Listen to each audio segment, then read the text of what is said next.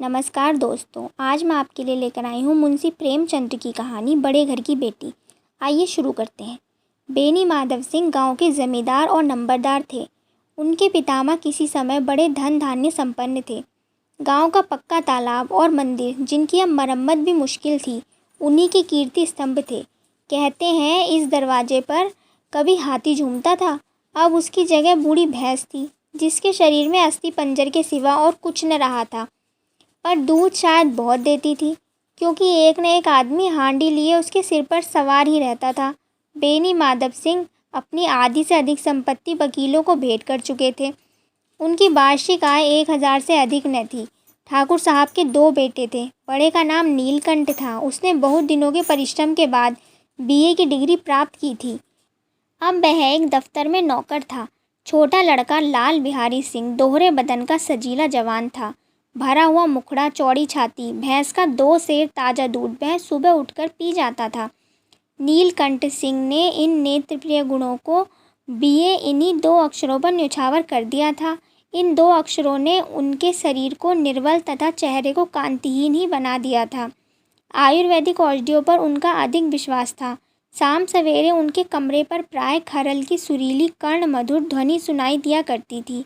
लाहौर और कलकत्ते के वैद्यों से बड़ी लिखा पढ़ी रहती थी।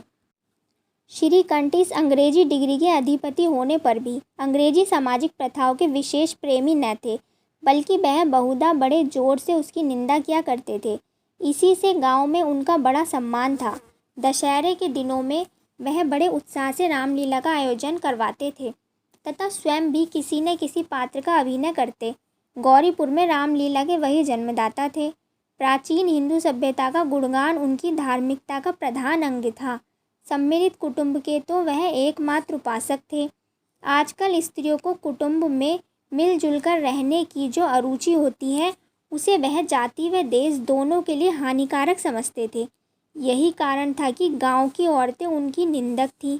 कोई न कोई तो उन्हें अपना शत्रु समझने में भी संकोच न करती थी। स्वयं उनकी पत्नी को ही इस विषय में उनसे विरोध था। यह इसलिए नहीं था उन्हें अपने सास ससुर देवर या जेठ आदि से घृणा थी, बल्कि उसका विचार था कि यदि बहुत कुछ सहने पर भी परिवार के साथ निर्वाह न हो तो आए दिन की कलह से जीवन को नष्ट करने की अपेक्षा यही उत्तम है कि अपनी खिचड़ी अलग पकाई जाए। आनंदी एक बड़े उच्च कुल की लड़की थी। उसके पिता एक छोटी सी रियासत के ताल्लुकेदार थे। विशाल भवन, एक हाथी, 3 कुत्ते, बाज, बहरी शिकरे, झाड़ फानूस, ऑनरेरी मजिस्ट्रेट और ऋण, जो एक प्रतिष्ठित ताल्लुकेदार के भोग्य पदार्थ हैं, सभी यहाँ विद्यमान थे। नाम था भूप सिंह। बड़े उदार चित्त और प्रतिभाशाली पुरुष थे, पर दुर्भाग्य से लड़का एक भी न था। 7 लड़कियां हुईं और दैव योग से सबकी सब जीवित रहीं। पहली उमंग में तो उन्होंने 3 ब्याह दिल खोलकर किए, पर 15-20 हजार रुपयों का कर्ज सिर पर हो गया तो आंखें खुली, हाथ समेट लिया। आनंदी चौथी लड़की थी। वह अपनी सब बहनों से रूपवती व गुणवती थी, इसीलिए वह ठाकुर भूप सिंह के लिए बहुत प्रिय थी। सुंदर संतान को कदाचित उसके माता पिता भी अधिक चाहते हैं। ठाकुर साहब बड़े धर्म संकट में थे कि इसका विवाह कहाँ करें। न तो यही चाहते थे कि ऋण का बोझ बढ़े, और न यही स्वीकार था कि उसे अपने भाग्यहीन समझना पड़े। एक दिन नीलकंठ उनके पास किसी चंदे के रुपए मांगने आए। शायद नागरिक प्रचार का चंदा था। भूप सिंह श्रीकंठ के स्वभाव पर रीझ गए और धूमधाम से श्रीकंठ सिंह का आनंदी से विवाह हो गया। आनंदी अपने नए घर में आई तो यहाँ का रंग ढंग कुछ और ही देखा। जिस टीम टाम की उसे बचपन से ही आदत पड़ी हुई थी, वह यहाँ नाम मात्र को भी न था। हाथी घोड़ों का तो कहना ही क्या, कोई सजी हुई सुंदर बहली तक न थी। रेशमी स्लीपर साथ लाई थी, पर यहाँ बाग कहाँ। मकान में खिड़कियाँ तक न थी, न जमीन पर फर्श, न दीवार पर तस्वीरें। यह एक सीधा साधा देहाती गृहस्थी का मकान था, किंतु आनंदी ने थोड़े ही दिनों में अपने को इस नई अवस्था के जैसा अनुकूल बना लिया था, मानो उसने विलास के सामान कभी देखे ही न थे। एक दिन दोपहर के समय लाल बिहारी सिंह 2 चिड़िया लिए हुए आया और भावत से बोला, जल्दी से पका दो, मुझे भूख लगी है। आनंदी भोजन बनाकर उसकी राह देख रही थी। अब वह नया व्यंजन बनाने बैठी। हांडी में देखा तो घी पाव भर से अधिक न था। बड़े घर की बेटी किफ़ायत क्या जाने, उसने सब घी मांस में डाल दिया। लाल बिहारी खाने बैठा तो दाल में घी न था। बोला, दाल में घी क्यों नहीं छोड़ा? आनंदी ने कहा, सब घी मांस में पड़ गया। लाल बिहारी जोर से बोला, अभी परसों घी आया है, इतनी जल्दी उठ गया? आनंदी ने उत्तर दिया, आज तो कुल पाव भर ही रहा होगा, वह सब मैंने मांस में डाल दिया। जिस तरह सूखी लकड़ी जल्दी से जल उठती है, उसी तरह क्षुधा से बावला मनुष्य जरा जरा सी बात पर तिनक जाता है। लाल बिहारी को भावच की छिटाई बहुत बुरी मालूम हुई। तिनक कर बोला, मैके में तो घी की नदियाँ बहती थी। स्त्री गालियाँ सह लेती है, मार भी सह लेती है, पर मैके की निंदा उनसे नहीं सही जाती। आनंदी मुंह फेर कर बोली, हाथी मरा भी तो 9 लाख का, वहाँ इतना घी नित्य नाई कहार खा जाते हैं। लाल बिहारी जल गया, थाली उठाकर पलट दी और बोला, जी चाहता है जीभ पकड़कर खींच लूँ। आनंदी को भी क्रोध आ गया, मुंह लाल हो गया। आनंदी बोली, वह होते तो आज तुम्हें मजा चखाते। अब ऐपड़ उजड़ ठाकुर से न रहा गया। लाल बिहारी की स्त्री एक साधारण जमींदार की बेटी थी। जब जी चाहता उस पर हाथ साफ कर लिया करता था। खड़ाऊ उठाकर आनंदी की ओर जोर से फेंकी और बोला, जिसके गुमान पर भूली हुई हो उसे भी बताऊंगा और तुम्हें भी। आनंदी ने हाथ से खड़ाऊ रोकी, सिर बच गया, पर उंगली में बड़ी चोट आई।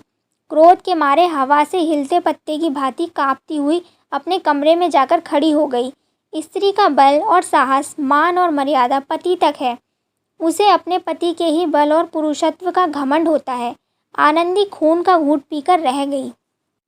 श्रीकंठ सिंह शनिवार को घर आया करते थे। बृहस्पति को यह घटना हुई थी। 2 दिन तक आनंदी कोप भवन में रही, न कुछ खाया न पिया, उनकी बाट देखती रही। अंत में शनिवार को वह नियमानुकूल घर आए। संध्या समय बाहर बैठकर कुछ इधर उधर की बातें, कुछ देश काल संबंधी समाचार तथा कुछ नए मुकदमों आदि की चर्चा करने लगे। यह वार्तालाप 10 बजे रात तक होता रहा। गांव के भद्र पुरुषों को इन बातों में ऐसा आनंद मिलता था कि खाने पीने को भी सुध न रहती। श्रीकंठ को पिंड छुड़ाना मुश्किल हो जाता था। ये 2-3 घंटे आनंदी ने बड़े कष्ट से काटे।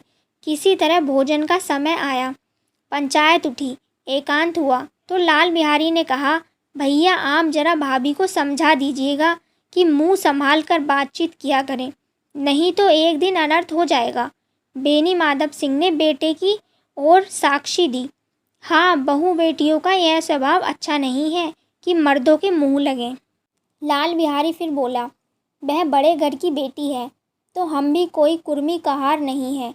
श्रीकंठ ने चिंतित स्वर से पूछा, आखिर बात क्या हुई है? लाल बिहारी ने कहा, कुछ भी नहीं, यूँ ही आप ही उलझ पड़ी। मैके के सामने हम लोगों को कुछ समझती ही नहीं। श्रीकंठ खा पीकर आनंदी के पास आए। वह भरी बैठी थी। यह हजरत भी कुछ तीखे थे। आनंदी ने पूछा, चित्त तो प्रसन्न है? श्रीकंठ बोले, बहुत प्रसन्न है, पर तुमने आजकल घर में यह क्या उपद्रव मचा रखा है? आनंदी की त्योरियों पर बल पड़ गए। झुंझलाहट के मारे बदन में ज्वाला सी दहक उठी। वह बोली, जिसने तुमसे यह आग लगाई है उसे पाँव मुँह झुलस दूँ। श्रीकंठ ने कहा, इतनी गर्म क्यों होती हो, बात तो कहो। आनंदी ने कहा, क्या कहूँ, यह मेरे भाग्य का फेर है, नहीं तो गवार छोकरा जिसको चपरासगिरी करने का भी सहूर नहीं, मुझे खड़ाऊ से मारकर यूँ करता है। श्रीकंठ बोला, सब हाल साफ साफ कहो तो पता चले। आनंदी ने सारा हाल साफ साफ कह सुनाया। श्रीकंठ की आंखें लाल हो गईं। बोले, यहाँ तक हो गया इस छोकरे का यह साहस? आनंदी स्त्रियों के स्वभाव अनुसार रोने लगी। श्रीकंठ रात भर करवटें बदलते रहे और प्रातःकाल अपने पिता के पास जाकर बोले, दादा अब इस घर में मेरा निभा न होगा।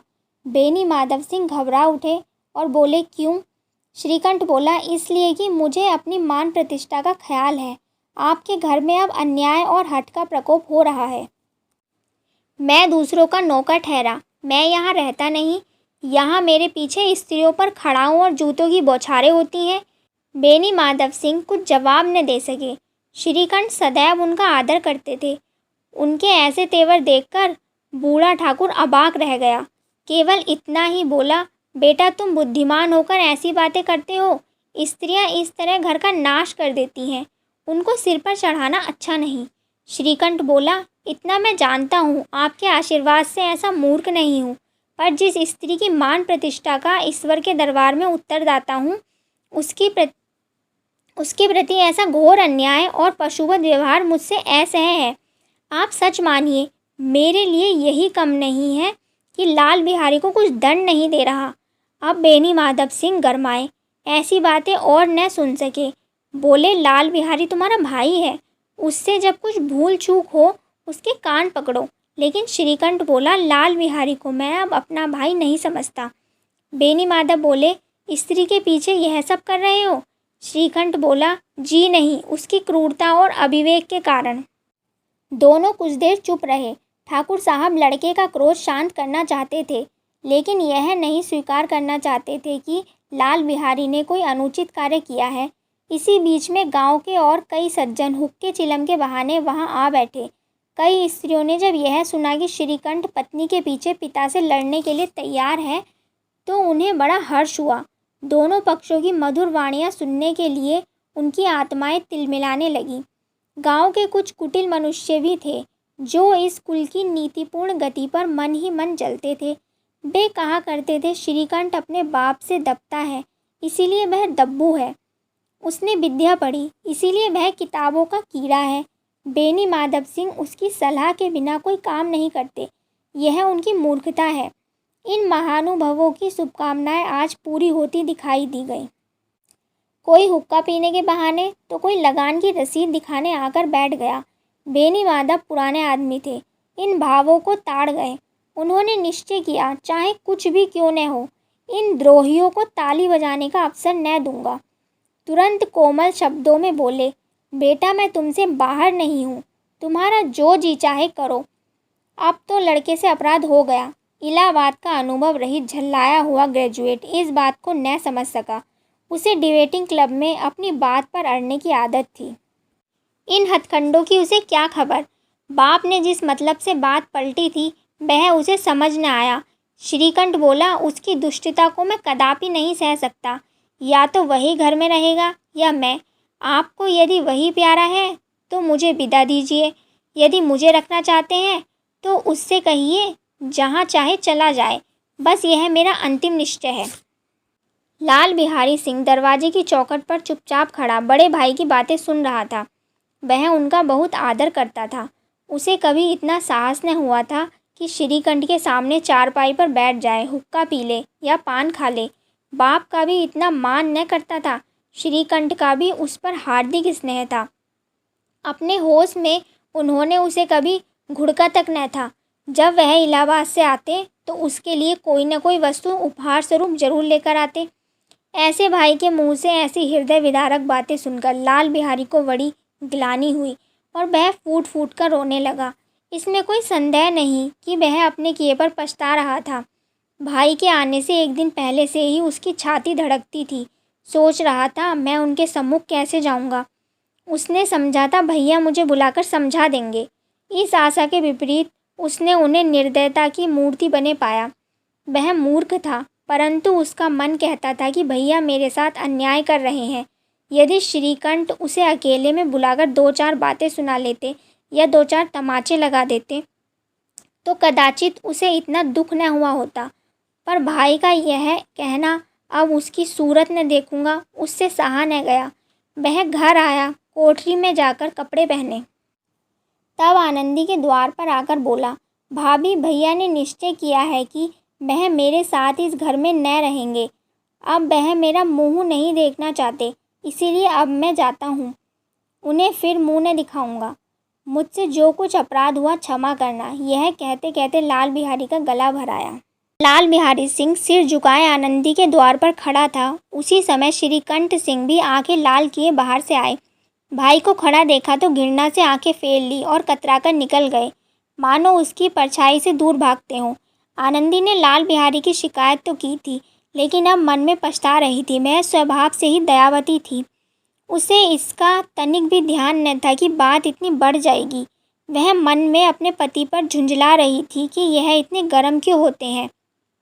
उस पर यह भय भी लगा हुआ था कि मुझसे इलाहाबाद चलने को कहें तो मैं क्या करूँगी।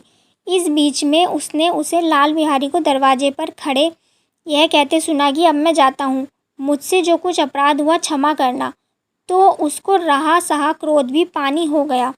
वह रोने लगी। मन का मैल धोने के लिए नयन जल से उपयुक्त और कोई वस्तु नहीं है। श्रीकंठ को देखकर आनंदी ने कहा, लाला बाहर खड़े हुए रो रहे हैं। नीलकंठ, तो क्या करूं? आनंदी, भीतर बुला लो, मेरी जीभ में आग लगे। मैंने कहाँ से यह झगड़ा उठाया? श्रीकंठ, मैं न बुलाऊंगा। आनंदी, पछताओगे, उन्हें बहुत ग्लानि हो गई है। ऐसा न हो कहीं चल दें। श्रीकंठ न उठे। इतने में लाल बिहारी ने फिर कहा, भाभी भैया से मेरा प्रणाम कह दो। वह मेरा मुंह नहीं देखना चाहते, इसीलिए मैं अपना मुंह उन्हें न दिखाऊंगा। लाल बिहारी इतना कहकर लौट पड़ा और शीघ्रता से दरवाजे की ओर बढ़ा। अंत में आनंदी कमरे से निकली और उसका हाथ पकड़ लिया। लाल बिहारी ने पीछे फिरकर देखा और आंखों में आंसू भरे बोला, मुझे जाने दो। आनंदी, कहाँ जाते हो? लाल बिहारी, जहाँ कोई मेरा मुंह न देखे। आनंदी, मैं न जाने दूंगी। लाल बिहारी, मैं तुम लोगों के साथ रहने योग्य नहीं हूँ।